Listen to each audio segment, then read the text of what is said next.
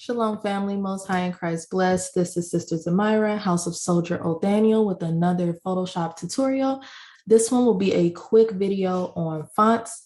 So we are going to go ahead and dive right on into it. So I'm going to go over how to download just regular fonts to Photoshop, and then also how to add 3D text to your photos as well. So the first one I'm going to do is just downloading the regular fonts. So to type text onto your image, you're just going to click on this T on the left-hand side. You're going to left click and you're going to hold your mouse and drag it all the way out to however wide or big you need for it to be. So right now my text is pretty big because it's on 72. And when you do start a new text box, it does come up with like what looks like another language or something like that.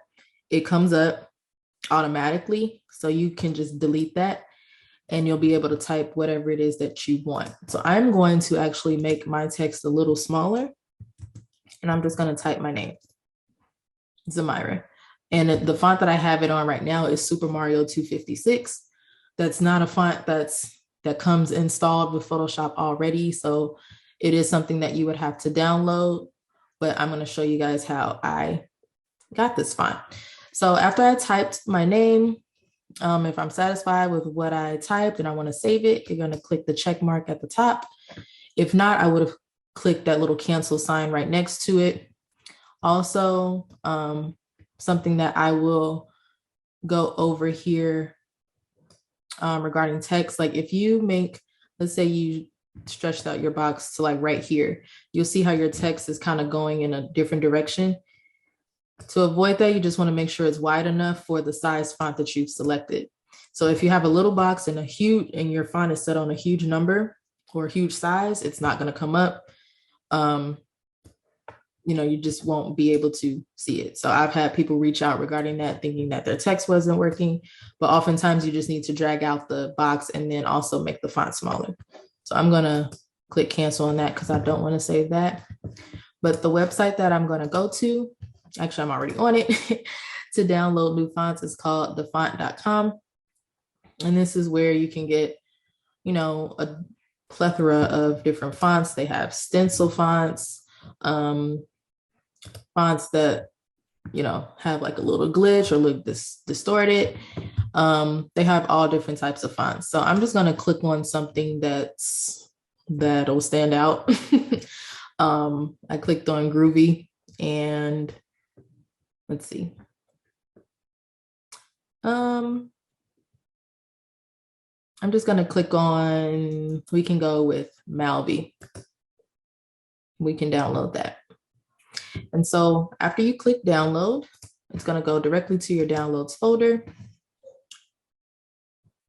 And I'm going to go to my downloads folder here, and there it is, Malby.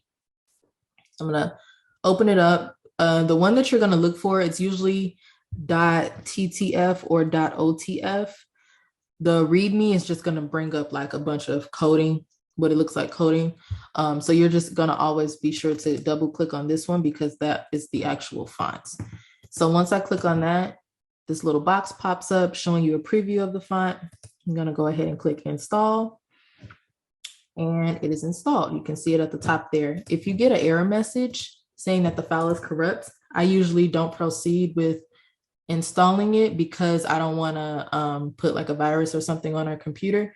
So I always do make sure that it actually was downloaded successfully and that an error message or something didn't pop up. So now I am going to, did not mean to do that. Cancel. I'm going to double click on the T on the layers, and it automatically highlights my text for me.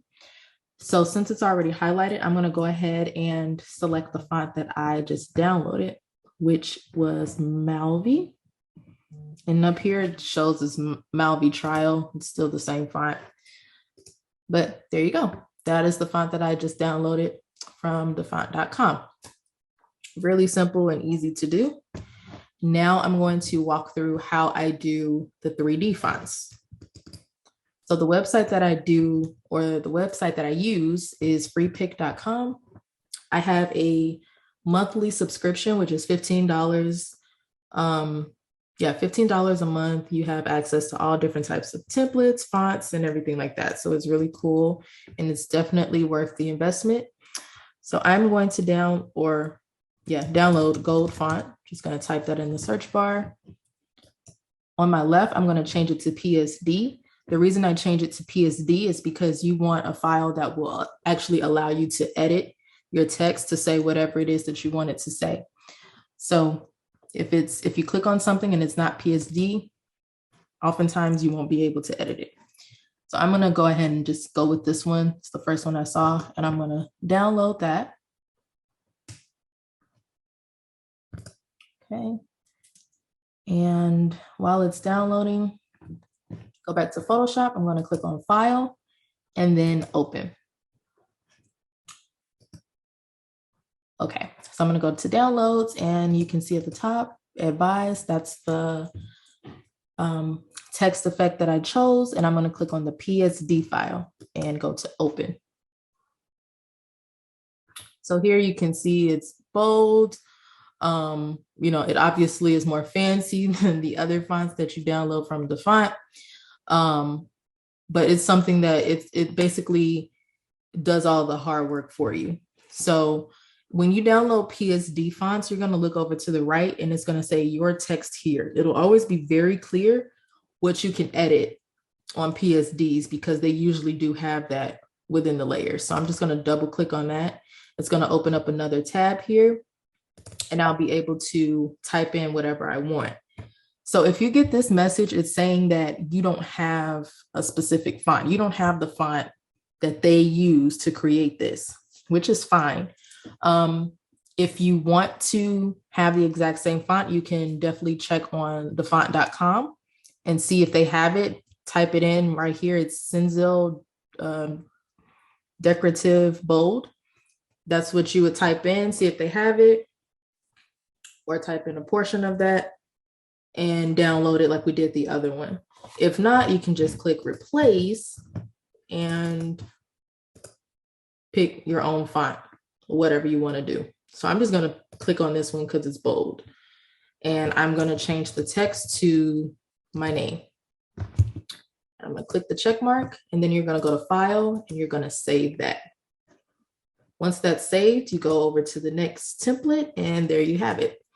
It replaced their words with whatever you wanted it to say.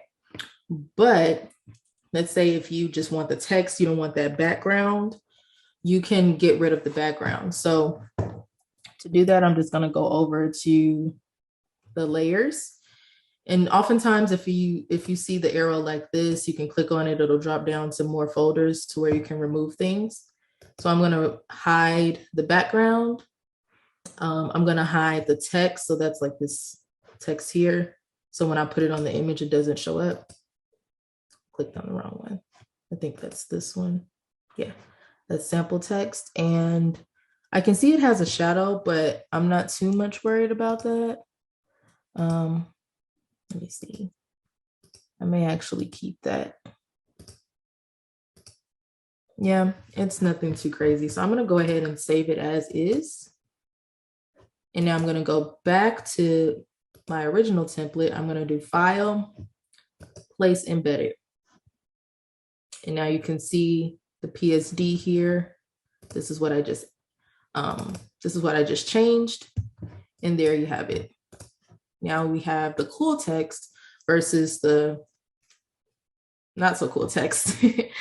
So hopefully that helps, and that will help give your images a better look as far as font is concerned. And it also saves a lot of time from having to try to create really bold fonts yourself. You can always go look for a template that's pre-made.